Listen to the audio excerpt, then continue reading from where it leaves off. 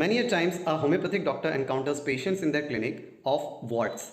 Now, these patients come to the clinic and directly ask for the medicine Thuja on the basis of the videos they have seen on the internet or on the basis of recommendation by some acquaintances. Now, you have to know that the medicine for warts is not only Thuja, it can be antimcrude, it can be causticum, it can be nitric acid, it can be Thuja, it can be Savine or anything. So, you have to see the patient and make a proper consultation of the patient for the proper follow-up of the condition of the warts. And as you can see in my background, this is the testimonial poster of one of my patient. On 14th October, he had this wart and I prescribed him medicines 19th October, 30th October, 3rd November, and by 10th November, his wart was completely resolved. Now, this was a jagged wart which required the medicine nitric acid.